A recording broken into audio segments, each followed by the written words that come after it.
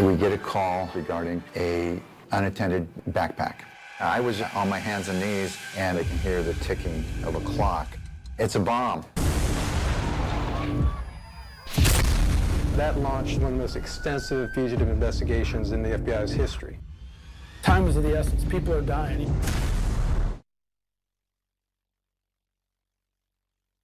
This Friday, we're parading around and lighting up the holiday trees. I'll help you plan for the events in downtown Marquette and Escanaba. Live from downtown Marquette, it's your 19 News. Good evening, everyone. I'm Sarah Blakely. Tonight on your WZMQ 19 News, more hostages released. Tonight, the number of hostages released by Hamas and Israel as a temporary ceasefire is set to end Wednesday. Plus, Marquette's Board of Light and Power discusses its next steps to align with the new energy laws signed by Governor Whitmer today. What board members say they're concerned about. And giving back to nonprofits that give so much to our communities. A look at Giving Tuesday fundraisers today. Your 19 News starts now. Live from the UP, this is WZMQ 19 News at 11. We have a little bit of snow out there, and Ariane, it is quite cold. I don't like it, Sarah, Yeah. but yeah, it is very chilly out there, friends. We'll expect warmer temperatures tomorrow and Thursday, but this evening very cold out there, teens even into those low 20s. We've got some lake effect snow continuing this week, most of that along the Superior shorelines, of course, and then drier skies. Hopefully everybody have some good vibes for that on Friday and Saturday. But like I said, this evening very chilly out there. I've got your full forecast and holiday event planners coming up after the break. Thanks, Air. New at 11, Hamas and Israel released more hostages on the 5th day of a temporary truce in the war in Gaza. As Natalie Brand reports from the White House, international mediators are working to extend the ceasefire once again before it's set to end on Wednesday. More than 7 weeks after the gruesome terror attacks, Israelis found something to cheer about on Tuesday. The crowd celebrated as vehicles carrying the latest group of freed hostages arrived in the Jewish state. On day 5 of the temporary pause in the war, Hamas released 10 Israelis, 9 women and a 17-year-old girl, plus 2 Thai foreign nationals. But in Tel Aviv, family members are still waiting for the release of Kafir Bibas, a 10-month-old boy who has spent nearly a fifth of his life in Hamas captivity. Israel, which vows to resume the war to crush Hamas after the pause ends, freed 30 prisoners. The ceasefire deal is set to run out on Wednesday, but could be extended again. That would also provide an extended window to bring more humanitarian aid into Gaza. CIA Director William Burns traveled to Doha, and Secretary of State Antony Blinken is scheduled to return to Israel and the West Bank later this week as the U.S. continues diplomatic efforts to work to secure the release of all hostages, including men and soldiers. No Americans were returned to freedom on Tuesday. Up to 9 remain unaccounted for, including 19-year-old Itai Chen. We just have to hope that the fact that he is a U.S. citizen, maybe that gives him maybe an extra layer of protection, but I don't think it matters too much to Hamas. So far, 81 hostages have been freed during the temporary truce. Israel has freed 180 Palestinian prisoners. Developing now in Dickinson County, a drop-in center serving disabled adults at risk of suicide may face a closure due to funding issues. Following concerns raised in the last county board meeting, the Forever Friendship Drop-in Center faces the loss of a contract with North Point Behavioral Health. Despite efforts made by the center to remedy budgets during negotiations, North Point says it intends to terminate the contract by the end of December. The center is now advocating with a petition for community support. Never given me any information. They have never in any of the meetings said, you need this much for attendance. You need this much. This is the research we need to support our program. This is files, all files. I have receipts for every transaction that has ever been made. Trico Opportunities, another disability-focused organization, faces a similar contract loss with North Point.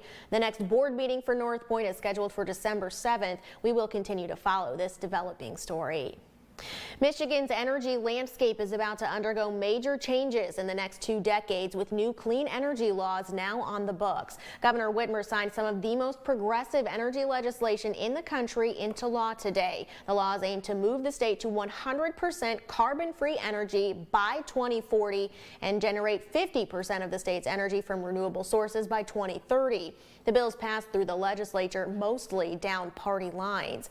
The Marquette Board of Light and Power is working to come up with a plan to comply with Michigan's new energy laws. The BOP met tonight to discuss plans for the upcoming fiscal year, and many board members expressed concerns about how this legislation will affect Marquette's new energy center. Some were also worried that Marquette may not have the space to support new solar and wind sites. The BOP's executive director says they are still working on a plan to meet state requirements. Everything's pretty new. We're going to have to do a lot of planning and analysis to see where we're going to go with this. You know, we have a brand new power plant that we built that went online 5 years ago. It's going to be a challenge to see how that fits into this new legislation and what we're going to do with that. The BOP says it will be taking a closer look at the laws and beginning planning during the next coming weeks.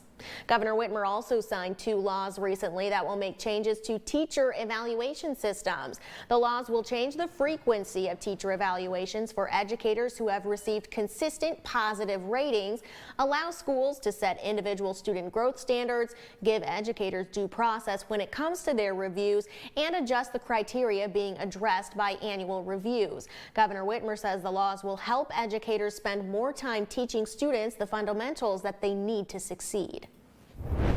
It does free up time, precious time, for those who are in leadership, in administration, in buildings, to really focus on new teachers, helping struggling teachers. The changes to the review system are expected to take place next July for the 2024-25 school year. Today is Giving Tuesday, all about giving back to local nonprofits that do so much in our communities. WZMQ's Mitchell Reif was in the Copper Country today and has more about the global movement making a difference on a local level.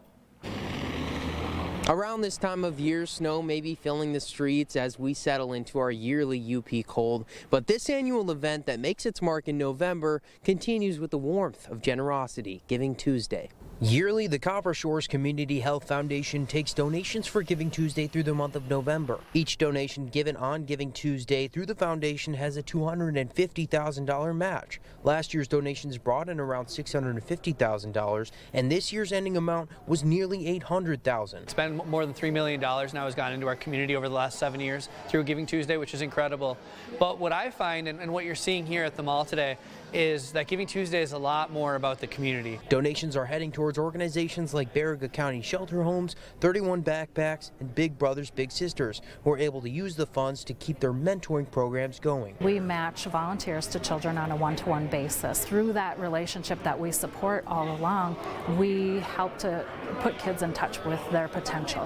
What can this day mean for a smaller community like you? When somebody in a little community is also talking about that, it amplifies it so much more. So you might hear about it in one little thing in one far place, but then when you see it in your own community, it makes it a little bit more powerful and you feel like you're more part of something. This campaign is just an opportunity to shine like Upers do. The fact that we can give locally but have a global impact is pretty huge. It might seem like a smaller community, but movements like this help to prove the impact these communities can really have. Mitchell Reif, WZMQ 19 News, Hancock. In Escanaba, Bay College and the City Band partnered for their own Giving Tuesday event. The Escanaba City Band performed its second annual free Christmas concert with opportunities for guests to make charitable donations. The Salvation Army collected toys, the Business Professionals of America collected coats, and college's TRIO program collected food for its student-run pantry, and the Nurses Association also accepted monetary donations for its giving trees. important for Bay College to give back to the community for events like this, because our philosophy here at the college is community success, student success, and culture of success, and that is really a philosophy that is felt college-wide. Christmas time has always been a time of giving, and I think that the more that we can get people together to celebrate, the better it will be for everyone. The community's donations will help those in need this holiday season and throughout the year. Millions opened their hearts and wallets today to help nonprofits. Jill Schlesinger has some things to keep in mind when making donations. Charitable contributions can come with a tax benefit, but you must itemize. And because the vast majority of Americans just take the standard deduction, only about 10% of taxpayers actually get a benefit for their charitable giving. If you're entitled to a deduction, make sure you keep good records. For any cash or property valued at $250 or more, keep a receipt identifying the organization, the date and amount of the contribution, and a description. For text donations, note the receiving organization, the date of the contribution, and the amount given. If you're facing the end of the year deadline, use a credit card so the donation is deductible as of the date the account is charged. Whether you get a tax benefit or not, there are a few best practices for giving. You can make sure a charity is legitimate by using the IRS's tax-exempt organization search tool. You can also research an organization using a charity watchdog like Wise Giving Alliance, Charity Navigator, and Charity Watch. They can tell you what others say about the organization and how much of your donation goes to supporting programs versus overhead. In New York, I'm CBS News business analyst Jill Schlesinger. Your first morning weather forecast is coming up after this break. Plus, Christmas in the capital. The official tree lighting ceremony in D.C. And later, a freighter stuck in the Detroit River is finally freed. We'll have that story from the metro area. We're back in 2 minutes. 19 News is brought to you by Kirkish Furniture. Shop our huge selection of Amish-crafted dining room sets at Kirkish Furniture in Houghton. Browse our large in-stock collection and customize with a special order. With 1-year no-interest financing available, plus free delivery. Shop Kirkish Furniture today. Erickson Jewelers will host a buying event in Iron Mountain from November 13th to the 15th. Sell your valuables for immediate payment. Bring in your gold, diamonds, coins, watches, sterling silver, designer handbags, and more. See you Monday to Wednesday at Erickson Jewelers for a free, no-obligation offer from one of our trusted estate specialists. For a full list of what we buy, go to nationalrarities.com. John's Auto is quickly becoming everybody's favorite place to get their car fixed. That's because at John's Auto, communication is the key to service. When we have your car, you can expect to be updated on what's going on. And Craig here will explain repairs in terms I even understand, and I'm only 9. For a better service experience, come to John's Auto Marquette. And don't forget, we're still your #1 source for a pre-owned vehicle in Marquette County. John's Auto Marquette. We all know how much it means when someone lends a helping hand, and no community does it better than ours. I'm Ariane Stasek. All of us at 19 News and Goodwill want to thank those of you who supported Operation Warm Up. Your donations of winter weather clothing will go to our neighbors and help keep them warm this winter. We appreciate your support and wish everyone happy holidays. Goodwill and WZMQ 19, thank you for supporting Operation Warm Up. Tonight, please welcome Mr. David Letterman. Wow! Colbert and Letterman, tonight on CBS. WZMQ 19 News First Warning Weather with Ariane Stasek. You thought it felt cold out there today?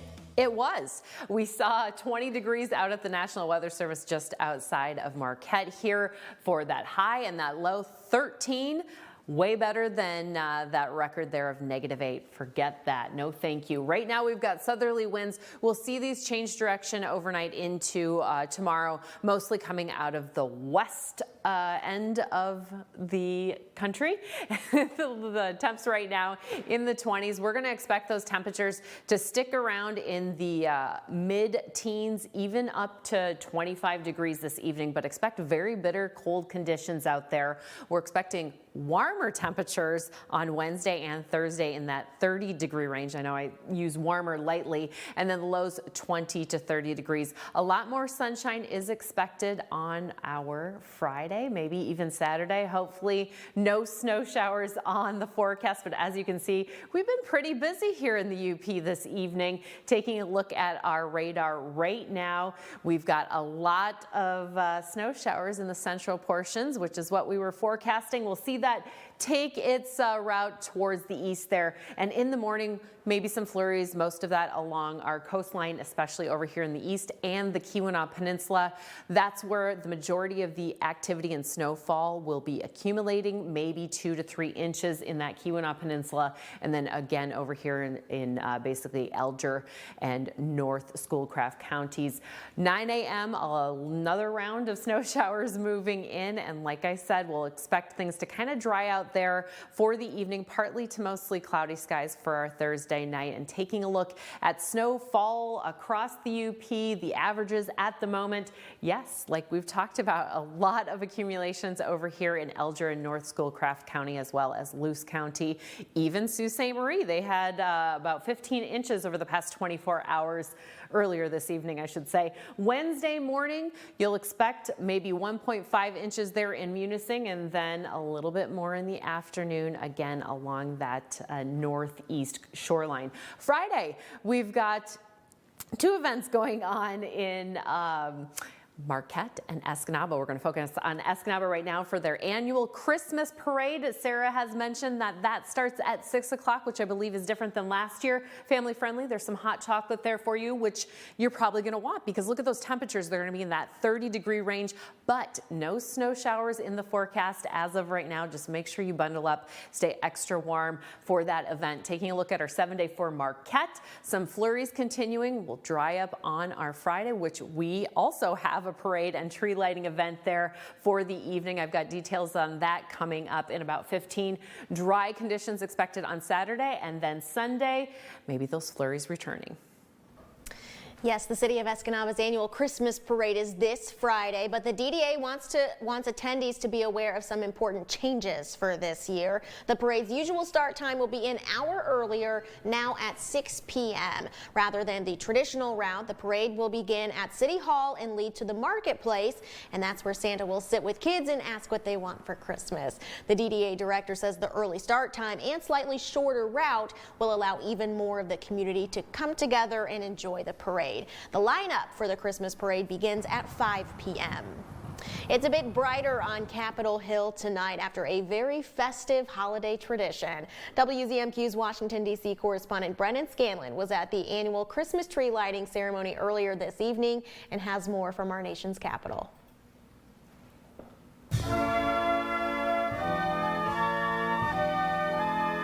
Thousands of handcrafted ornaments from the Shawnee tribe and West Virginia communities sit as high as 63 feet in the air on this year's 8,000-pound Norway spruce from the Monongahela National Forest in West Virginia. Mountain State marching bands, lawmakers, and even fourth graders all playing a major role in the ceremony.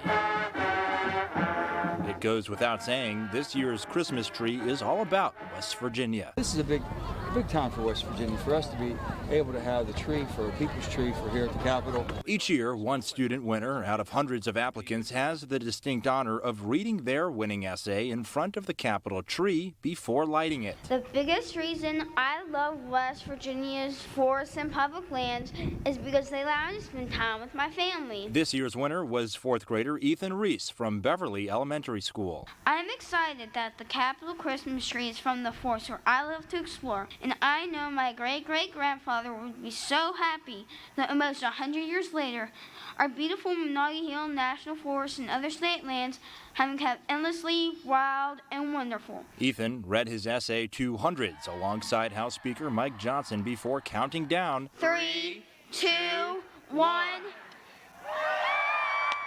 and lighting the tree from his favorite national forest. The tree will stand on the Capitol's west lawn until New Year's Day. Reporting in Washington, Brendan Scanlon, WZMQ 19 News. Still ahead tonight, phone safety. Why tech experts say a new feature on the iPhone is nothing to be worried about, and how you can turn it off. That's next. Tonight, Please welcome Mr. David Letterman. Wow! Colbert and Letterman. Tonight on CBS. Hey, what have you been doing up there? Honey, only ask questions that you really want the answers to. Okay. I'm gonna get a reward for being such a nice guy. As long as nice guys don't finish first. A good guy, but he's got a big dilemma. 3 girls, a wife, are ganging up on his hands. Oh my God, are we poor? You are. We're doing very well. The family's growing and it's only. I know this might be too late to say, but I'm not sure we should have children. The last man standing. Oh, what are you dressed as? Oh, farm girl. E-I-E, no. He's the last man standing. I wasn't always this good at this. That's Jackson. That's Mike. We went to the mall. Haters gonna hate. Peace out. On Last Man Standing. Unlike other health concerns, mental illness is not always easy to see. D-E-P-R. Mental illness doesn't show up on a scale. Bipolar? Sorting out a mental health concern takes professional diagnosis and treatment. Anxiety. I thought so. If you or a loved one has a mental health concern, don't go it alone. For 24-hour free and confidential information and treatment referral, call 1-800-662-HELP. Learn more at samhsa.gov/support. Perry Mason is the perfect entertainment for day and night. During the day, it's a great, juicy courtroom drama. You killed Polly first to get rid of her. And at night, it's a perfect, spooky murder mystery. It's Perry Mason. Weekdays at 9 a.m. and 11:30 p.m. on MeTV 19.1. The award-winning WZMQ 19 News. Live and local with Sarah Blakely. Today, of course, was Giving Tuesday, and one group goes above and beyond to help others, traveling the world to serve communities in need. Wendy Gillette joined them for a journey to Plettenberg Bay, South Africa. 20-year-old college student Mikkel Boysen wiped away tears as she heard clearly for the first time in 2 years. It's amazing. As a child, Boysen discovered she had a hole in her inner ear. She underwent multiple surgeries and wore hearing aids, which worked well until she lost them in an accident. The audiology office in Plettenberg Bay, South Africa, where she lives, closed, leaving residents with no options. Hearing the Call, an Indiana-based nonprofit, recognized the need and arrived this fall to provide free clinics and hearing aids. These hearing aids are actually life-changing, meaningful, because this will really change my life. Audiologists from across the country volunteer with the organization, donating their time and expertise to give the gift of hearing. They create what they call hearing smiles, the moment when patients can finally hear well, or even for the first time. Hearing is such an amazing sense, and these people have lost it, and then we're able to help them get part of that back. Doctors Judy Hutch from Tucson, Arizona, and Deanne Rudden from Longmont, Colorado, often volunteer and travel together. All right, so I brought it up a bit. We get the opportunity to see love in action. Hearing the Call travels to at least a dozen different countries every year. The mission is work, but participants do get some downtime to enjoy the sights. Like-minded travelers call it voluntourism, combining volunteering and travel. Those looking to try it are advised to seek out a reputable organization led by qualified staff that promotes community involvement and provides clear information about how your money is spent. You get to see the world while you're helping other people. It is like a win-win. Going the distance to give with travel that offers immediate returns. You can volunteer with Hearing the Call even if you're not an audiologist. The organization also accepts charitable donations with over 90% of the money going to those in need. A new iPhone feature has left some people feeling uneasy about the potential of sharing of personal information. The new iOS 17 update expanded the iPhone's AirDrop feature, which allows users to wirelessly transfer videos and photos.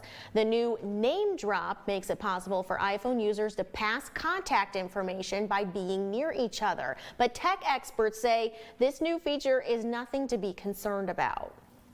Versus the two iPhones have to be next to each other, but both users do have to grant permission. So a lot of the fears of someone just walking by you, getting your contact, aren't possible. You'd have to grant that permission.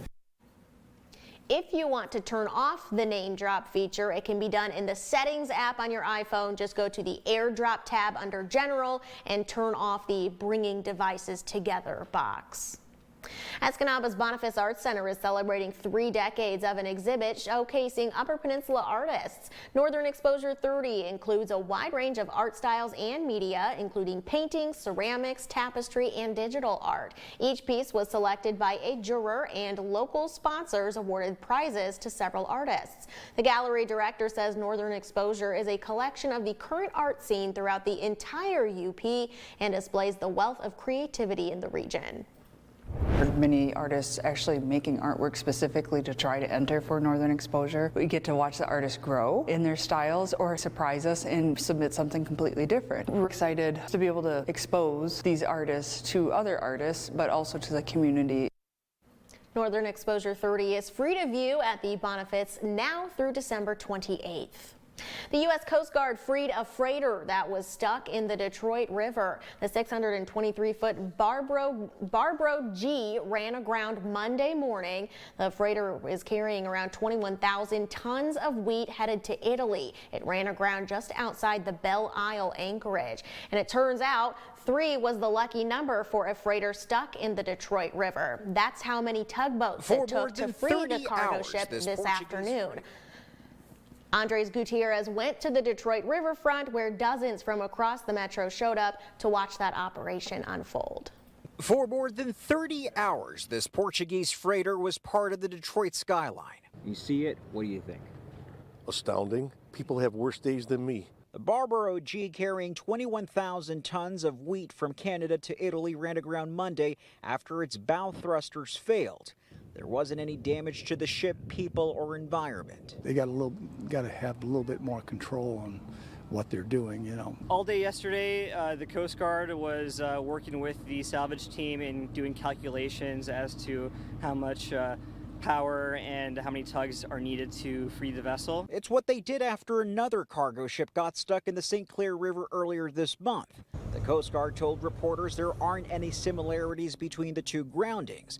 But because Pam Brown missed the first one, she was out here before dawn. My husband calls me a shiphead. Pam joining the crowd along the riverfront who soaked in the spectacle as 3 tugboats, the Pennsylvania, Wisconsin, and Ontario, churned their mighty engines, nudging the 623-foot freighter. In about 2 hours, it was set free.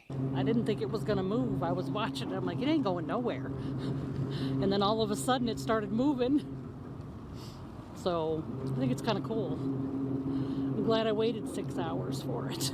Now that the freighter is once again floating, it will head to the Belle Isle anchorage where 3 things will take place.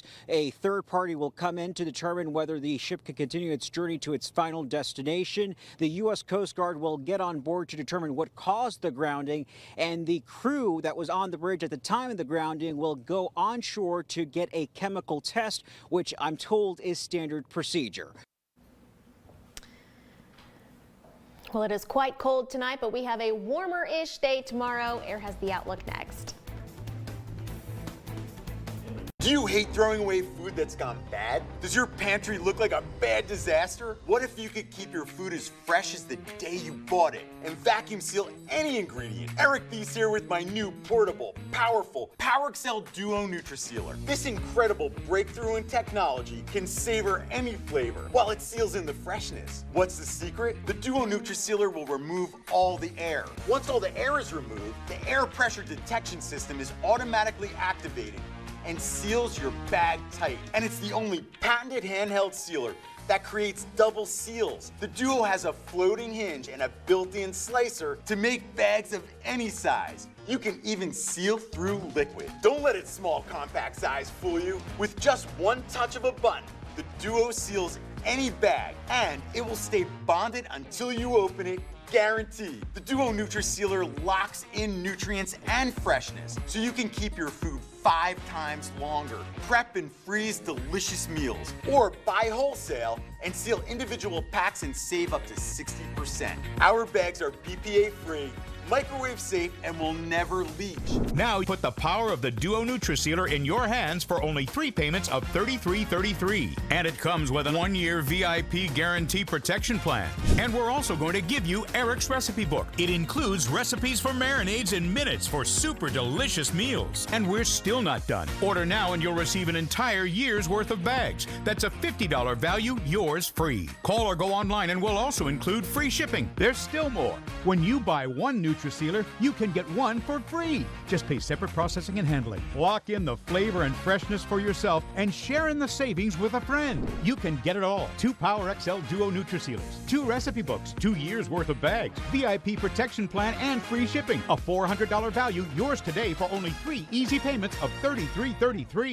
Baby, it is cold outside. We are in the teens and the low 20s tonight.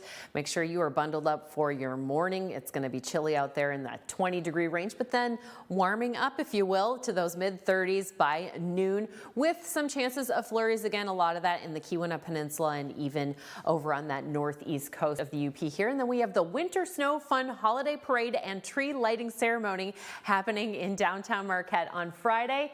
It's going to be cold as well, so make sure you've got some hot cocoa ready to go. That event kicks off at 6 o'clock for the parade starting down by Northern, that end of 3rd Street, heading towards the Commons for that tree lighting ceremony at 7 o'clock. Our 7-day outlook for Escanaba, we are drying up. Those temperatures in the 30s, holding steady there, and then that snow, possibly rain snow mix also returning early next week.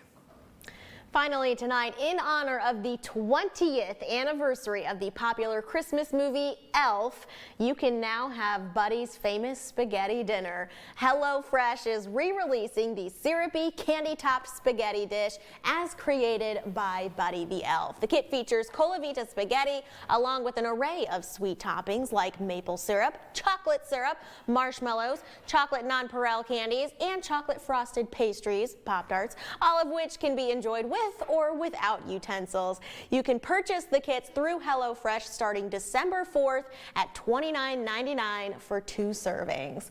I've tried it, not through HelloFresh before, but like, you know, when you're a kid and you watch it and you think, I'm gonna make this myself.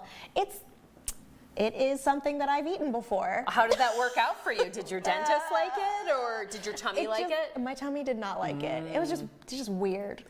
But fun. A lot of sugary. I suppose it was a major crash after. Yeah. We'll see you back here tomorrow.